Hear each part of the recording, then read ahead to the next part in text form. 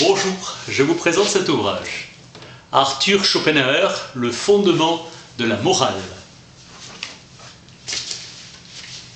21 ans après, Le monde comme représentation, il écrit cet ouvrage à 52 ans, pour un concours danois. Il veut se faire connaître, son grand ouvrage n'a pas été lu. Son système est dirigé tout entier vers la pratique, la popularité serait sa légitimation. Sentiment de mépris contre l'humanité et surtout contre les professeurs de philosophie. Il ne renonce pas à son ambition, la question du concours est la liberté. Son mémoire sera couronné premier pas vers la célébrité, le libre arbitre. Souplesse de Schopenhauer, propre aux vaniteux, pour qui une défaite n'est jamais un retour sur eux-mêmes. Il se fit gloire de son insuccès. Son style est vigoureux et dédaigneux des convenances. L'auteur a la force et la brutalité qu'il confond. Le texte est cru avec des grossièretés de langage. La question est posée par l'académie qui ignore les intérêts pratiques mais souhaite un exposé philosophique, c'est-à-dire indépendant de toute loi positive, sans mythologie ni métaphysique. Au fondement de la morale, la pratique se tient près de la théorie. Dans le sanctuaire de l'académie, nulle autre divinité n'a de statut que la vérité, majestueuse, toute nue. Pour Christian Wolff, pour dissiper les ténèbres de la philosophie pratique, il faut y introduire la lumière de la métaphysique. L'idée dernière, l'idée véritable qu'on se fera de l'essence intime de toute chose, dépend de la signification morale de l'activité humaine. La philosophie forme un tout lié. Platon, crois-tu qu'il soit possible de connaître la nature de l'âme d'une façon qui contente la raison sans connaître la nature du tout dans le Phèdre? Zimmermann, garde cette pensée dans ton cœur jusqu'à la mort. Il n'y a rien au monde d'aussi rare qu'un bon juge. La maxime du sage, la vérité est puissante et la victoire lui appartient.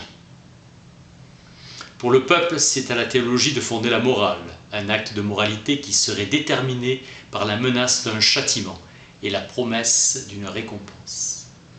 Avis de saint Augustin, ce n'est pas tant aux opinions des hommes qu'il faut regarder, mais à la vérité en elle-même.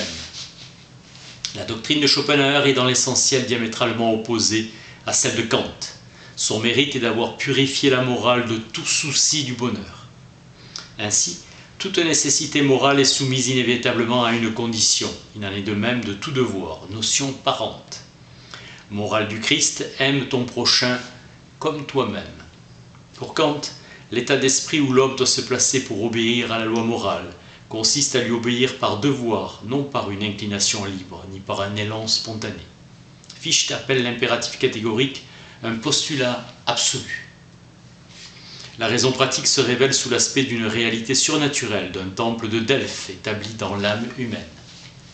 La raison donne à l'homme sur les bêtes cet ouvrage de pouvoir entendre et comprendre ce qu'un homme raisonnable dit à un autre.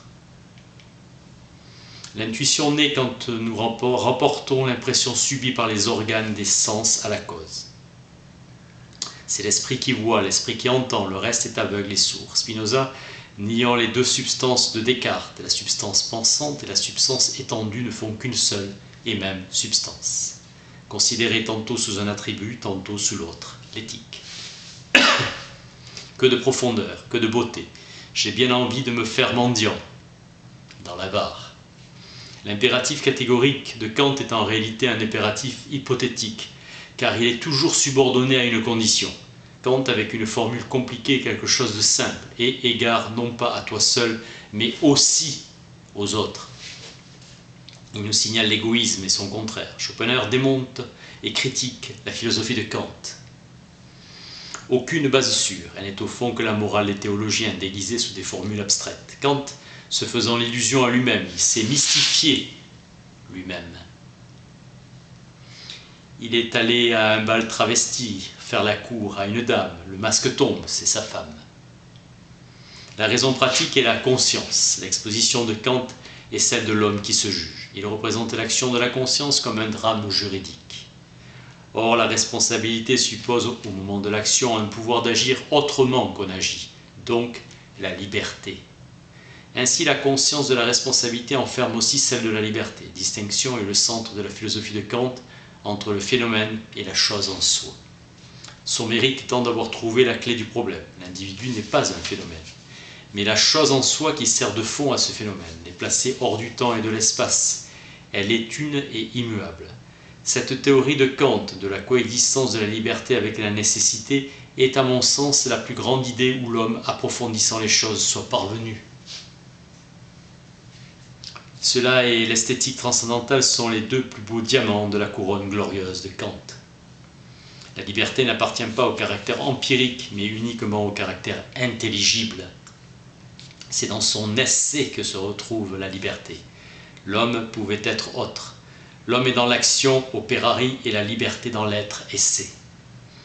L'erreur étant de faire résider la nécessité dans l'essai et la liberté dans l'opératari. L'opérari. Platon n'a pas connu le caractère idéal du temps. Tout individu est présumé honnête, jusqu'à preuve du contraire.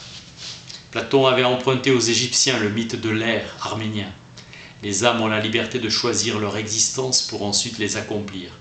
Mais cette liberté est enchaînée. Elle dépendra de l'organisation du vivant. La morale de Fichte, prise comme un miroir propre à grossir les défauts de la morale de Kant. Chez les abeilles réside un besoin de s'associer. Dans les hommes, le besoin est de s'associer pour jouer une immense comédie où nous sommes des marionnettes et rien de plus. La ruche finit par venir à bien, tandis que la comédie est immorale. Fichte, comme Jean Saucisse, Hans Wurst, dans le vieux théâtre allemand qui est répété en exagérant toutes les paroles du héros. Système de fatalisme moral, toute la philosophie de Fichte est en 46 pages dans la doctrine de la science, déterminée dans ses contours essentiels, son dernier écrit.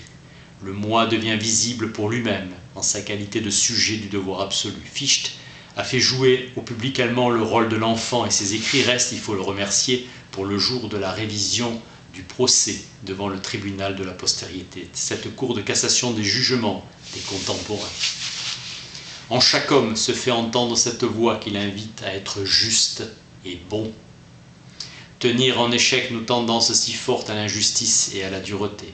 Force légitime au reproche de la conscience, le vrai principe qui nous pousse à être juste et charitable. Ce principe demande peu de méditation, encore moins d'abstraction. Il doit s'offrir à chacun et se révéler à la première intuition. La morale serait donc une construction de fond en comble artificiel, invention pour tenir en bride l'homme. Sans l'appui des religions, elle s'écroulerait. Vanité des tentatives de la philosophie pour trouver une base. Déjà les pyrrhoniens soutenaient qu'il n'est rien qui soit bien ni mal par nature, Sextus Empiricus. Les lois assurent à chacun son droit à la protection de l'État. Ensuite, besoin de chacun d'avoir un renom pour faire son chemin. Ainsi, nous ne faisons jamais une démarche que l'opinion publique regarde. Elle ne pardonne pas un faux pas. Voici les deux gardiens, loi et opinion publique, qui veillent sur l'honnêteté dans la vie humaine. C'est la propriété, le point central, le pivot essentiel de toute action, de tout désir. Nos biens nous viennent par héritage, par mariage ou par un gain, jamais par le travail, à la sueur de son front, ou alors d'un travail d'esprit, intelligence fort cultivée. L'institution de la société n'a fait que substituer au droit du plus fort le droit du plus habile. Principe chacun ce qui lui revient. Le pauvre grâce à l'inégale distribution des biens condamné à la gêne et à un dur travail, tandis que d'autres vivent dans l'abondance et l'oisiveté. Le soin de sa réputation, le danger de se voir pour une seule action malhonnête, se faire rejeter à jamais de la grande loge maçonnique des honnêtes gens. Un paria à qui nul désormais se fie. Qui a volé volera. Pour la plupart des actes de justice, cette explication est la vraie et elle est juste. La charité est un acte d'ostentation, la foi une récompense future, motif tout aussi égoïste. Oui, il y a des honnêtes gens, mais comme disait Hamlet, à la façon dont va le monde, être honnête, c'est être un homme marqué entre 10 000. La pensée du châtiment et la récompense dans un autre monde suivent ce code de fou qu'on nomme le code d'honneur. L'homme se voyant dans l'impossibilité de tenir la parole d'honneur qu'il avait donnée se tua. Le même homme, chaque jour d'un cœur léger, manquera à sa parole. Dans la conscience, 1/5 de crainte des hommes, 1/5 de crainte religieuse, 1/5 de préjugés, 1/5 de vanité et 1/5 d'habitude. Un Anglais disait « Entretenir une conscience, c'est trop cher pour moi ». La conscience doute, fait des erreurs, et on y remédie en s'aidant d'un directeur de conscience. Apprendre à ne pas compter outre mesure sur les instincts moraux de l'homme. Les instincts bons n'ont guère de force, aveu de la corruption des mœurs. Nécessité à chacun à rester honorable par simple politesse. Ceux qui élèvent les enfants en dépeignant l'honnêteté et la vertu comme les règles du monde. Ces enfants, en grandissant, reçoivent la leçon que leurs maîtres ont été les premiers à les tromper. Mieux être franc et leur dire « le monde est plein de mal ». Les hommes ne sont pas ce qu'ils devraient être, mais que cela ne t'induise pas en erreur. Toi, sois meilleur. L'État, ce chef-d'œuvre de l'égoïsme, a remis le soin de protéger les droits de chacun aux mains d'une puissance qui dépasse infiniment l'individu et qui le contraint à respecter les droits d'autrui. Ainsi, ne peuvent percer l'égoïsme, la méchanceté et la scélératesse de tous. Ces forces sont enchaînées. Dans la contrainte des lois, le besoin qu'on a de l'estime publique, ces milliers d'êtres se contraignent les uns les autres à respecter la paix dans leurs relations mutuelles. Tigres et loups, dont les mâchoires sont maintenues par une forte muselière. La muselière enlevée, vous reculerez devant le spectacle d'horreur, voir les crimes et les époques anarchiques.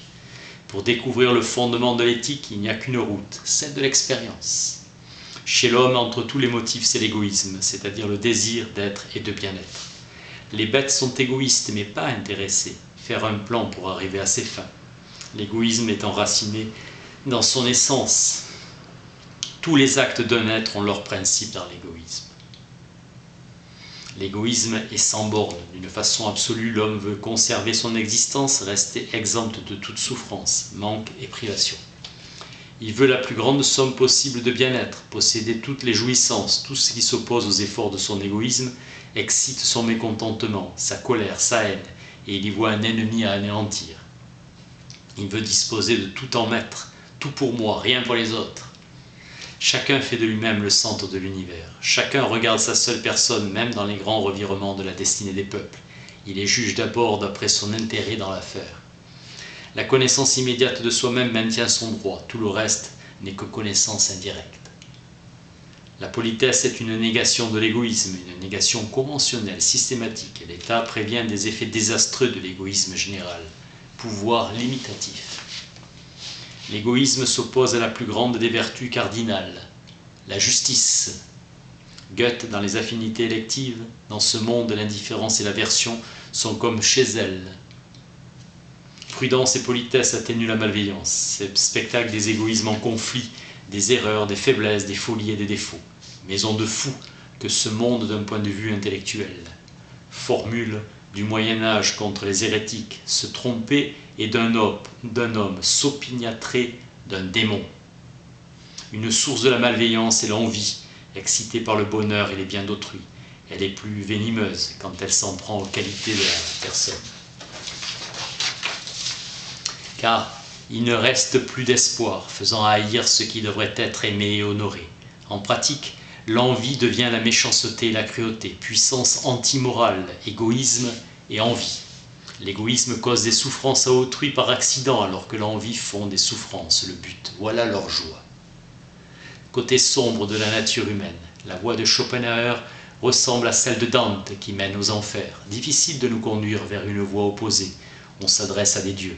Rendre les actions des hommes conformes à la légalité, soit promesse de châtiment dans l'au-delà, soit châtiment ici-bas. La philosophie cherche la solution qui se trouve dans la nature même de l'homme. Elle prétend la découvrir dans l'expérience intérieure et extérieure. Souvent, on est juste pour ne pas faire tort à autrui, et certains ne touchent jamais ce qui revient à autrui. Que chacun s'acquitte de son dû et que chacun reçoive son dû. Ce sont des hommes justes, les véritables hommes d'honneur, les rares, équité spontanée. Sinon, la science morale serait une science sans objet réel, comme l'astrologie et l'alchimie. Donc, reconnaître qu'il existe des actes d'une valeur morale, sans motif d'intérêt. L'intérêt enlevant à l'acte sa valeur morale, l'absence de tout motif égoïste est le critère. Laissant un consentement d'approbation de la conscience et une approbation et le respect du spectateur désintéressé. Ce sont les actions moralement bonnes. Cherchons maintenant les véritables motifs moraux. Démonstration. 1. Nulle action ne peut se produire sans un motif suffisant. 2. Cela se produit sauf si un motif contraire est plus fort. 3. Tout motif doit avoir un rapport au bien ou au mal. 4. Sa fin dernière est d'éprouver le bien ou le mal. 5. Cet être est soumis à l'action. 6. Toute action est égoïste. 7. S'applique aussi aux omissions. 8. Égoïsme et valeur morale s'excluent. Donc le motif est d'avoir aucune fin égoïste. 9. L'importance morale d'une action ne peut dépendre que de l'effet produit sur autrui. C'est seulement par rapport à autrui qu'elle peut avoir une valeur morale. Wolff se propose de travailler à se perfectionner, faire que l'autre ne soit pas lésé ou même reçoive aide, secours et allègement de son fardeau. C'est cette direction de l'action qui seule peut lui imprimer un caractère de bonté morale. Le propre de l'action moralement bonne est d'être dirigée en vue de l'avantage et du profit d'un autre. Sinon, c'est égoïste et désinstitué de toute valeur morale. Il faut que le bien soit directement un motif, au même titre où mon bien à moi l'est d'ordinaire.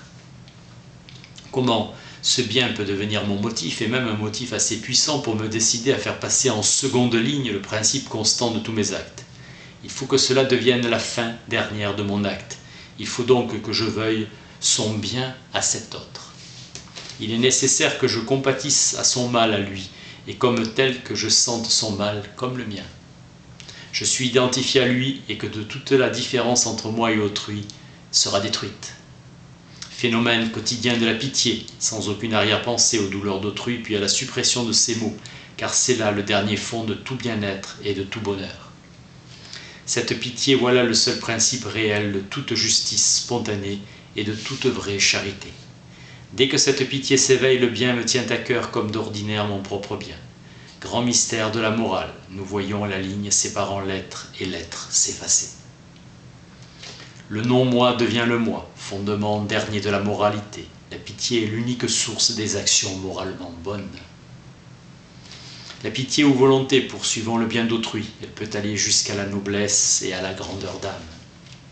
Notre sympathie s'adresse d'une façon directe qu'aux seules douleurs des autres. Leur bien-être nous laisse indifférents. Maxime de Rousseau dans l'Émile. Il n'est pas dans le cœur humain de se mettre à la place des gens qui sont plus heureux que nous, mais seulement de ceux qui sont plus à plaindre. La douleur est l'objet immédiat de la sensibilité. Le bonheur, c'est l'apaisement d'une douleur. Nous pouvons nous réjouir du bonheur d'autrui, mais c'est un fait secondaire. Nous sommes d'abord émus de leur douleur et de leur privation. Nous participons à leur état en nous identifiant à eux. Pour Cassina, la compassion naît d'une illusion momentanée de l'imagination. Il n'en est rien. C'est dans sa personne, non dans la nôtre, que nous ressentons la souffrance, de façon à en être émus. Nous sentons sa douleur comme si elle était nôtre. Principe suprême de l'éthique, neminem laede, im omnes cantum potes juva. La pitié agit d'une façon positive et me pousse à aider activement mon prochain. Sa racine est dans la compassion naturelle. Faire preuve d'humanité. Sénèque, il n'est personne à qui les bonnes intentions s'offrent avant les mauvaises. La pitié paralyse les puissances ennemies du bien moral qui habite en moi. Je m'abstiens de lui faire aucun tort ni souffrance en l'inquiétant ou en la calomniant. Ne pas sacrifier à son plaisir le bonheur d'autrui en séduisant la femme d'autrui ou de dégrader des jeunes gens dans la pédérasterie, en général toute action injuste. Savoir se tenir ferme dans ses principes, y rester fidèle, c'est se commander soi-même. C'est pourquoi chez les femmes, l'injustice et la fausseté sont leurs péchés ordinaires et le mensonge leur élément propre. Mais elles dépassent les hommes en charité, leur pitié étant plus excitée, plus sensible. Pour elles, rien n'existe réellement que ce qui s'offre aux yeux, la réalité présente et immédiate. Elles se représentent mal les concepts. La justice est la vertu des hommes, la charité des femmes. Les femmes, la bête, elle, est livrée sans défense à ses impressions, à ses appétits. L'injustice consiste à faire du tort à autrui. Les femmes ne peuvent gouverner, mais les sœurs de charité sont comparables aux frères hospitaliers. Les gouvernements ont pour principe le mot de Quinta curse. Rien de meilleur pour mener la multitude que la superstition. Sans la superstition, elle est emportée cruelle, changeante, Une fois séduite par les mensonges d'une religion, elle obéit mieux à ses sorciers qu'elle ne faisait à ses chefs. Une menace imméritée suffit pour mettre en guerre des sauvages qui savent avec justesse distinguer le tort du droit. Quand leur droit est bon, ils sont hardis et pleins d'assurance. Les actes d'injustice sont toujours un dommage fait à autrui. La trahison est la pire des choses. Dante est la place dans le cercle d'enfer avec Satan. Ainsi la justice est la première des vertus cardinales et la plus essentielle, la seconde étant la charité. Pour cela, éprouver la souffrance d'autrui comme si elle était mienne. Calderon, que de voir souffrir à la souffrance, il n'est plus de distance. S'identifier avec cet autre, en un mot, tout l'Ancien Testament, la justice. En un mot, le Nouveau Testament, la charité. C'est là la nouvelle loi qui, selon saint Paul, renferme toutes les vertus chrétiennes. Schopenhauer utilise pour ses démonstrations l'experimentum crucis ou instantia crucis, terme de Bacon pour désigner un raisonnement qui par élimination laisse l'hypothèse non réfutée visible. Ainsi nommé par comparaison avec les croix placées dans les carrefours pour indiquer le chemin. Le malheur est la condition de la pitié, et la pitié est la source de la charité. Et cela radoucit notre colère, nous délivre des pensées de haine. Schopenhauer s'insurge sur l'absence de droit des animaux. Il cite la Société for the Prevention of Cruelty to Animals, qui travaille activement avec ses ressources privées à préserver les bêtes de la torture. Il cite aussi la Société des animaux, les amis des animaux. La Philanthropic Society veut nous détourner de tourmenter les animaux. En 1839, un premier prix fut attribué à McNamara, président de l'Animal Friends Society, Forster. Dans l'approche éthique, le seul prédécesseur de Schopenhauer et son opinion sous l'autorité plus grande des moralistes qui connaissaient si bien le cœur humain, Jean-Jacques Rousseau. Il épuisa sa sagesse non dans les livres mais dans la vie et qui produisit sa doctrine non pour la chair mais pour l'humanité. Don de sa mère de moraliser sans ennuyer. Il dit pour adoucir la férocité de son amour-propre, l'homme tempère son ardeur par une répugnance innée de voir souffrir son semblable, la pitié. La pitié est à l'appui de la raison. Bienveillance, amitié sont des pitiés constantes. La pitié modère dans chaque individu l'amour de soi-même. Les Chinois admettent 5 vertus cardinales. La pitié, la justice, la politesse, la sagesse et la sincérité. À Athènes, la pitié avait un autel en pleine agora, secours dans cette vie si sujette au changement. Chez les hindous, la première des vertus est la pitié. Lessing, 1756, l'homme le plus compatissant et le meilleur des hommes, le mieux né pour toutes les vertus sociales, pour toutes les grandeurs de l'âme. Le méchant tient sa méchanceté de naissance. Le précepteur de Néron a dit « La bonne volonté ne s'apprend pas ». Platon dans le Ménon, « Jamais par tes leçons du méchant tu ne feras un homme de bien ». La vertu n'est ni un fruit naturel, ni un effet de l'éducation. Mais quand un homme a ce bonheur de la posséder, c'est sans réflexion par une faveur divine. Socrate a dit « Il n'est pas dans notre pouvoir d'être vertueux ou méprisable ». Luc, l'homme bon, du trésor de son cœur tire la bonté, et le méchant du trésor de son cœur, la méchanceté. De tout temps, l'un et le tout fut l'éternel sujet de la méditation des sages. La multiplicité, la division n'atteint que le phénomène. L'individualisation est une pure apparence, elle naît de l'espace et du temps. Mon être intérieur véritable est aussi bien au fond de tout ce qui vit. En sanskrit, la formule définitive est Tat Tvam Asi. Tu es cela. La pitié est principe de toute vertu véritable, c'est-à-dire désintéressée, et trouve sa traduction réelle dans toute action bonne. C'est elle que nous invoquons quand nous demandons grâce plutôt que justice. Nous sommes émus heureux en accomplissant une action généreuse. L'homme bon vit dans un monde qui est homogène avec sa propre essence. Les autres ne sont pas pour lui un non-moi, mais il dit d'eux, c'est encore moi. L'homme bon sent en lui une bonne volonté, toujours prête à porter secours. L'autre, c'est moi encore. L'homme généreux qui pardonne à son ennemi et qui rend le bien pour le mal. Voilà l'être sublime, digne des plus hautes louanges. Un homme fait l'aumône, il ne songe à rien d'autre que diminuer sa misère qui tourmente ce pauvre. Dans la Bhagavad Gita, on lit « Celui qui voit un même souverain, maître au fond de tous les vivants, maître que lorsqu'il meurt, ne meurt pas, celui-là voit le vrai.